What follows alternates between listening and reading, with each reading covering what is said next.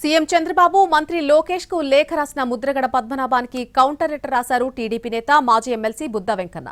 అవసరం ఉన్నప్పుడే కులం గురించి మాట్లాడాలని తండ్రి నుంచి నేర్చుకున్నారా అని ప్రశ్నించారు. పవన్ కళ్యాణ్ తల్లిని ఆయన భార్యని అన్నప్పుడు మీకు కులం గుర్తుకు రాలేదా అని లేఖలో ఆయన ప్రశ్నించారు.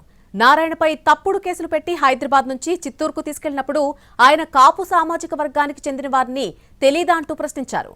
అంబటి రాంబాబు మాట్లాడిన బూతులను సమర్థిస్తున్నారా అని బుద్దా వెంకన్న నిలదీశారు. ఆనాడు చంద్రబాబు ఇంటిపై జోగి రమేష్ చేసినటువంటి దాడిని సమర్థిస్తారా అని లేఖలు రాసుకొచ్చారు. ఇకనైనా లేఖల్లో అసూయ రాతలు రాయకుండా వాస్తవాలు రాయాలని కోరారు.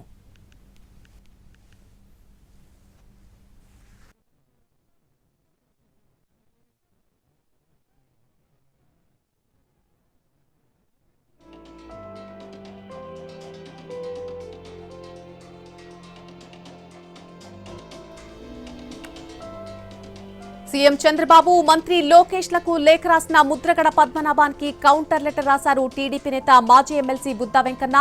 అవసరం ఉన్నప్పుడే కులం గురించి మాట్లాడాలని తండ్రి నుంచి ఏమైనా నేర్చుకున్నారా అని ప్రశ్నించారు. ఆ లేఖను మనం చూస్తున్నాం. పవన్ కళ్యాణ్ తల్లిని ఆయన భార్యని అన్నప్పుడు మీకు కులం గుర్తుకు రాలేదా అని ఆ లేఖలో ఆయన క్వశ్చన్ చేశారు.